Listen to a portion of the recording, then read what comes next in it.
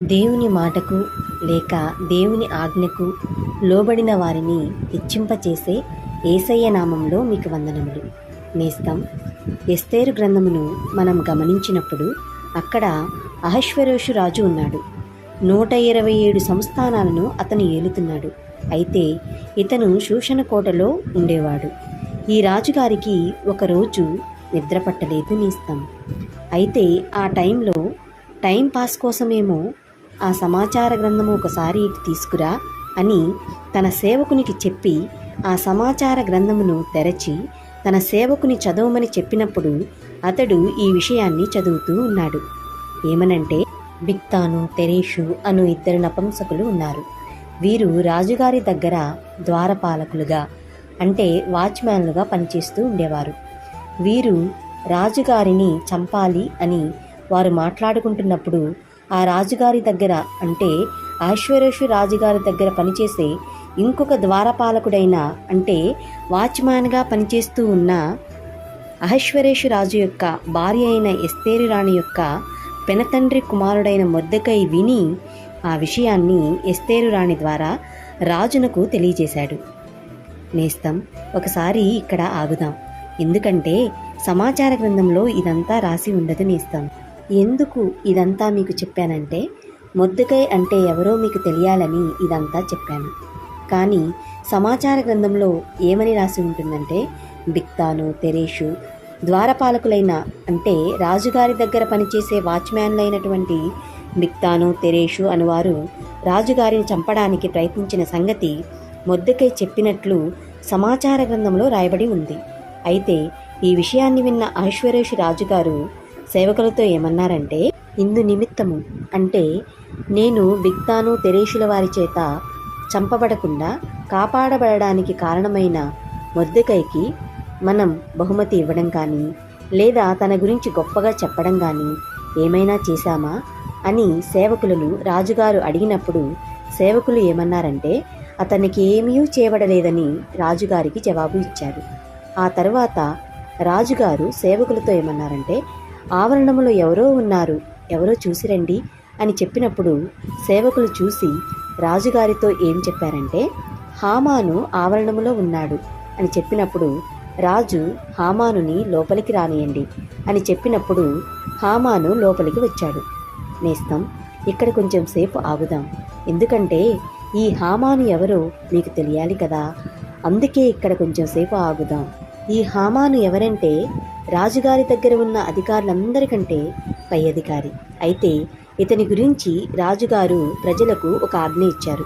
అది ఏమనంటే, ఈ హామానుకు మీరందరూ మోకాళ్ళుని నమస్కరించాలి అని చెప్పారు. అప్పటి నుండి రాజుగారి గుమ్మమునద్దనున్న రాజసేవకులందరూ అంటే వాచ్మ్యాన్లందరూ ప్రతిరోజు హామానుకు మోకాళ్ళుని నమస్కారం చేస్తూ ఉన్నారు. కానీ వాచ్మ్యాన్ అయిన ఈ మొర్దెకై మాత్రం హామానుకు నమస్కారం చేయట్లేదు. అప్పుడు మిగిలిన వాచ్మ్యాన్లందరూ మొర్దెకైని ఏమన్నారంటే, మొర్దెకై, నువ్వేంటి రాజాజ్ఞను మీరుతున్నావు? హామానుకు నమస్కారం చెయ్యి అని ప్రతిరోజు వారు మొర్దెకైకి చెప్తున్నప్పటికీ కూడా మొర్దెకై హామానుకు నమస్కారం చేయలేదు. వాచ్మ్యాన్ అయిన మొర్దెకైని మిగిలిన వాచ్మ్యాన్లందరూ, ఎందుకు నీవు హామానుకు నమస్కారం చేయవు అని మొర్దెకైని అడిగినప్పుడు, నేను యూదులను గనుక నేను ఆ పని చేయలేను అని మొర్దెకై వారితో చెప్పాడు. అంటే మొర్దెకై యూదుడు కాబట్టి ఎవరికీ మోకాళ్ళుని నమస్కారం చేయకూడదు. ఇది దేవుని ఆజ్ఞ. అందుకే మొర్దెకై హామానుకు మోకాళ్ళుని నమస్కరించలేదు. నేస్తం, అహష్వేరోషు రాజుగారు ఏం చెప్పారు? హామానుకు మోకాళ్ళుని నమస్కరించండి అన్నారు. కానీ మొర్దెకై ఆ విధంగా మోకాళ్ళుని హామానుకు నమస్కరించట్లేదు. ఎందుకంటే దేవుడు యూదులకు ఇచ్చిన ఆజ్ఞ.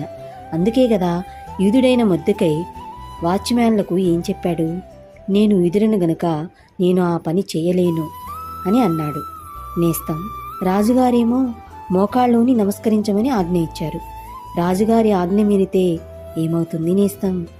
ఆజ్ఞ మీరిన ఆ మనిషికి మరణశిక్షే. కానీ మొర్దెకై తన మనసులో ఏమనుకున్నాడంటే, నా ప్రాణం పోయినా పర్వాలేదు, నేను నా దేవుని ఆజ్ఞను మీరను అనుకొని హామానుకు నమస్కరించలేదు. ఎస్తేరు గ్రంథము 3వ అధ్యాయము 6వ వచనంలో ఏమని ఉంటుందంటే, మొర్దెకై ప్రాణమును మాత్రము తీయుట స్వల్పకార్యమని ఎంచి అని ఉంటుంది. అంటే మొర్దెకై హామానుకు వంగి నమస్కరించలేదని, మొర్దెకైని ఒక్కడిని మాత్రమే చంపడం కాదు కానీ అహష్వేరోషు యొక్క 127 సంస్థానములలో ఉన్న యూదులందరినీ చంపాలని అనుకున్నాడు. చూడండి నేస్తం, హామాను ఎంత ఘోరంగా ఆలోచించాడో. నేస్తం, అసలు హామాను రాజు కూడా కాదు, రాజు చేత ఏర్పాటు చేయబడిన ఒక అధికారి. రాజు అతనికి అధికారం ఇస్తేనే ఒక అధికారి అయ్యాడు. చూడండి నేస్తం, మొర్దెకైతో పాటు యూదులందరినీ చంపివేయాలనుకుని రాజుగారి దగ్గరకు వెళ్ళి వారిని చంపడానికి అధికారం తీసుకున్నాడు. అంతేకాదు నేస్తం, మొర్దెకైని చంపడానికి 50 మూరల ఎత్తుగల ఒక ఉరికొయ్యను కూడా చేయించాడు ఈ హామాను. నేస్తం, ఇందాక మీతో చెప్పాను కదా, ఈ హామాను ఎవరో మీతో చెప్తాను అని. ఈ హామాను గురించి మీతో చెప్పాను. నేస్తం, మరలా మనం అక్కడికి వెళ్దాం. ఎక్కడికి అంటే, అహష్వేరోషు రాజుగారికి నిద్ర పట్టకపోవడం వలన అతను రాజ్యపు సమాచార గ్రంథాన్ని చదివించి మొర్దెకై అతని ప్రాణాలను కాపాడినందుకు ఏమైనా బహుమతులు కానీ అతని గూర్చి గొప్పగా చెప్పడం కానీ చేశారా అని అడిగినప్పుడు, సేవకులు మొర్దెకైకి ఏమీ చేయలేదు అన్నప్పుడు, ఆవరణంలో ఎవరో ఉన్నట్లు రాజుగారు చూసి, ఆవరణంలో ఎవరో ఉన్నారు చూడండి అని రాజుగారు అడిగినప్పుడు, సేవకులు రాజుగారికి హామాను ఉన్నాడు ఆవరణంలో అని చెప్పినప్పుడు, రాజు హామానును లోపలికి రానియండి అని చెప్పారు. ఇంతకుముందు ఇక్కడ వరకు చెప్పుకున్నాం నేస్తం. ఇక్కడి నుండి మరలా మనం కంటిన్యూ చేద్దాం. ఈ హామాను లోపలికి వచ్చినప్పుడు రాజుగారు హామానుతో ఏమనాలి నేస్తం? ఏంటి హామాను, ఏం చెప్పాలనుకుంటున్నావు అని అనాలి. కానీ అహష్వేరోషు రాజు మొర్దెకై తన ప్రాణాలను కాపాడినందుకు మొర్దెకైకి ఏం చేయాలా అన్న ఆనందంలో ఆలోచనలో ఉండిపోయి రాజుగారు హామానుతో ఏమన్నారంటే, హామాను, రాజు గణపరచనపేక్షించు వానికి ఏం చేయాలి అని అడిగినప్పుడు హామాను ఏమనుకున్నాడంటే, నా గురించే కాక ఇంకా ఎవరి గురించి రాజు గొప్పగా చెప్తాడు అని తనలో తాను అనుకుని రాజుగారితో ఇలా అన్నాడు. రాజు గణపరచనపేక్షించు వానికి చేయవలసినదేమిటంటే, రాజు ధరించుకుని రాజవస్త్రములను, రాజు ఎక్కు గుర్రమును, రాజు తన తల మీద ఉంచుకుని రాజ కిరీటమును ఒకడు తీసుకుని వచ్చినప్పుడు, రాజుగారి చేత ఏర్పాటు చేయబడిన అధిపతులలో అందరికంటే పై అధికారి ఆ వస్త్రములను ఆ గుర్రమును పట్టుకొని రాజు గణపరచనపేక్షించు వానికి ఆ వస్త్రములను ధరింపజేసి ఆ గుర్రము మీద అతనిని ఎక్కించి రాజవీధిలో అతనిని నడిపించుచు, రాజు గణపరచనపేక్షించు వానికి ఈ విధముగా చేయబడుతుంది అని అతని ముందర చాటించాలి అని హామాను రాజుతో చెప్పాడు. వెంటనే రాజు ఏమన్నారంటే, హామాను, నీవు చెప్పిన ప్రకారమే వెంటనే ఆ వస్త్రములను ఆ గుర్రమును తీసుకొని రాజు గుమ్మమునద్దన కూర్చొని ఉన్న యూదుడైన మొర్దెకైకి అలాగుననే చేయుము. నీవు చెప్పిన దానిలో ఒక్కటి కూడా మిస్ కాకుండా నీవు చెప్పినదంతయు చెయ్యి హామాను అని అహష్వేరోషు రాజు హామానుతో చెప్పారు. నేస్తం, ఈ హామాను అసలు రాజుగారి దగ్గరకు ఎందుకు వచ్చాడు? ఈ హామానుకు మొర్దెకై వంగి నమస్కారం చేయలేదని, అతని కోసం 50 మూరల ఎత్తుగల ఒక ఉరికొయ్య చేయించి ఆ ఉరికొయ్య మీద మొర్దెకైని ఉరి తీయించాలని రాజుగారి అనుమతి తీసుకోవడానికి రాజుగారి దగ్గరకు వచ్చాడు ఈ హామాను.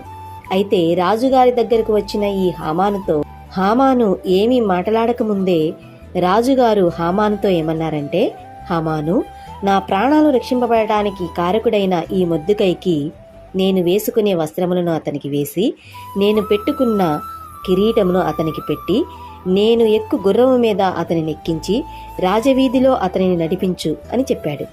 నేస్తం, ఈ విషయాలన్నీ మీరు విన్నారు కదా, ఒకసారి ఆలోచించండి.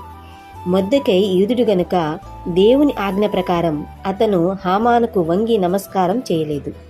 వంగి నమస్కారం చేయాలి అన్నది రాజాజ్ఞ. రాజాజ్ఞ మీరితే మరణశిక్షే అని మొర్దెకైకి తెలిసిన దేవుని ఆజ్ఞకు లోబడ్డాడు.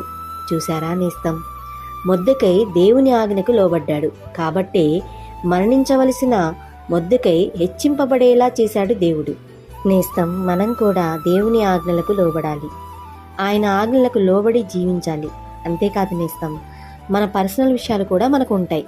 మనం ఏదైనా ఒక విషయాన్ని దేవుణ్ణి అడిగినప్పుడు ప్రభువా, నేను ఇలా చేయాలని అనుకుంటున్నాను, నీ చిత్తమేంటో తెలియచేయవా ప్రభువా అని ఆయన్ని అడిగినప్పుడు దేవుడు మనతో మాట్లాడతాడు.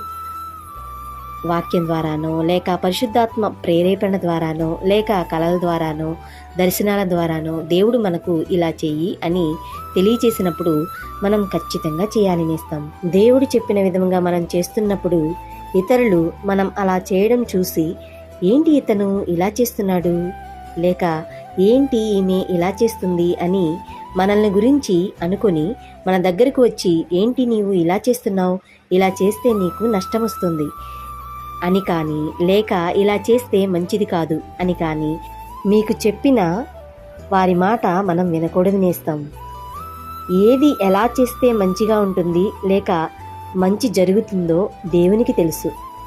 అందుకే మనం ఇతరుల మాటలను మనం పట్టించుకోకూడదు, దేవుడు చెప్పినట్లు చేయాలి. మీకు ఇంకొక విషయం కూడా చెప్తాను నేస్తం. ఒక్కోసారి దేవుడేంటి ఇలా చెప్తున్నాడు, ఇలా చేస్తే మనకు మంచిది కాదు కదా అని అనిపిస్తుంది. కానీ దేవుడు చెప్పినట్లే మనం చేయాలి నేస్తం. ఎందుకంటే ఆయన సర్వాధికారి అయిన దేవుడు కాబట్టి ఆయన మన కోసం ఏమైనా చేయగలడు నేస్తం. చూడండి నేస్తం, మొర్దెకై దేవుడు చెప్పినట్లు చేశాడు కాబట్టే మొర్దెకైని రక్షించడం కోసం అహష్వేరోషు రాజుగారికి ఆ రాత్రి నిద్ర పట్టకుండా చేసి, మొర్దెకైని రాజుగారి చేత హెచ్చింపబడేలా చేసి, చనిపోవలసిన మొర్దెకైని దేవుడు బ్రతికించాడు నేస్తం. దేవుడు చెప్పినట్లు చేస్తే దేవుడు మన కోసం ఏదైనా చేయగలడు నేస్తం. తప్పకుండా మీరు దేవుడు చెప్పినట్లు చేస్తారని ఆశిస్తూ, ఇట్లు మీ నేస్తం పి జ్యోతి. వందనాలు.